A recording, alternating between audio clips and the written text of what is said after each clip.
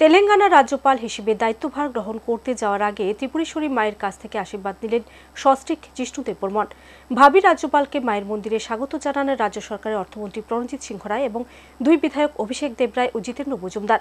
রাজ্যপাল হিসেবে তাকে মনোনীত করার জন্য প্রধানমন্ত্রীকে আবারও অভিনন্দন জানিয়ে শ্রী দেববর্মন বলেন, ত্রিপুরাকে হাইলাইট করার জন্য যেভাবে প্রধানমন্ত্রী আগ্রহ প্রকাশ করেন তার জন্য রাজ্যবাসী গর্বিত। তেলেঙ্গানা রাজ্যপাল পদে নিযুক্ত হলেন ত্রিপুরা প্রাক্তন উপমুখ্যমন্ত্রী জিষ্ণু দেববর্মা। তিনি ত্রিপুরার প্রথম ব্যক্তি যিনি কোনো রাজ্যের রাজ্যপাল মর্যাদাপূর্ণ পদে অধিষ্ঠিত হচ্ছেন। মঙ্গলবার দুপুর উদয়পুর মাতাবাড়ি ত্রিপুরেশ্বরী মন্দিরে পুজো দিতে আসেন তেলেঙ্গানা রাজ্যপাল পদে শপথ নিতে যাওয়া সস্ত্রীক জিষ্ণু দেববর্মা। মাতাবাড়িতে তাকে স্বাগত জানান রাজ্যের অর্থমন্ত্রী প্রণজিৎ সিংহ রায়। এছাড়াও স্বাগত জানান বিধায়ক অভিষেক দেবরায়, জিতেন্দ্র মজুমদার, কাকরাবন আর কে পুরো মাতাবাড়ি মণ্ডলের মণ্ডল সভাপতি থেকে শুরু করে গোমতী জেলা প্রশাসন আধিকারিকরা।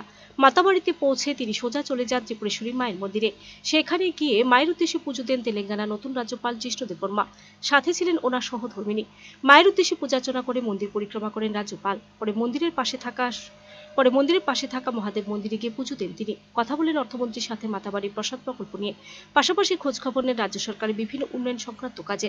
পরে সংবাদ মাধ্যমের প্রশ্নের উত্তরে ভাবী রাজ্যপাল জিষ্ণু দেববর্মা বলেন, তেলেঙ্গানায় নতুন রাজ্যপাল হিসেবে আমাকে নিযুক্ত করায় আমি ধন্যবাদ জানাই দেশের প্রধানমন্ত্রী নরেন্দ্র মোদী ও গৃহমন্ত্রী অমিত শাহকে।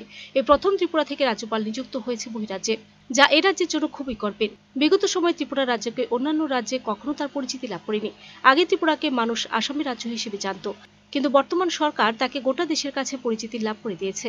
তেলেঙ্গানা বিরোধী শাসিত রাজ্য হিসেবে পরিচিত, সেখানে কংগ্রেসের সরকার রয়েছে। চেষ্টা করা হবে সে রাজ্যের সরকারের সাথে মিলে কাজ করার জন্য এবং সাংবিধানিক পদে থেকে তেলেঙ্গানাকে ভালোভাবে চালানোর জন্য চেষ্টা করা হবে।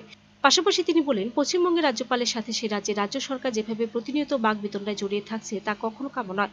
আলোচনার মাধ্যমে সমস্যা সমাধানের একমাত্র পথ খোলা রয়েছে বলে তেলেঙ্গানা নতুন রাজ্যপাল হয়ে পশ্চিমবঙ্গ সরকারকে বার্তা দিয়েছেন জিষ্ণু দেববর্মা। নতুন রাজ্যপালের উপস্থিতিকে কেন্দ্র করে মাতাবাড়ি চত্বর এলাকা সহ গোটা জাতীয় সড়কে পুলিশ নিরাপত্তা ছিল আঁটোসাঁটো। কাজ দেওয়া হয়েছে, তাই আমাদের সম্মানীয় প্রাইম মিনিস্টার আমাকে বলেছে সেখানে যাওয়ার জন্য, কাজ করার জন্য। ওটা অভিজ্ঞতা হবে আমার জন্য।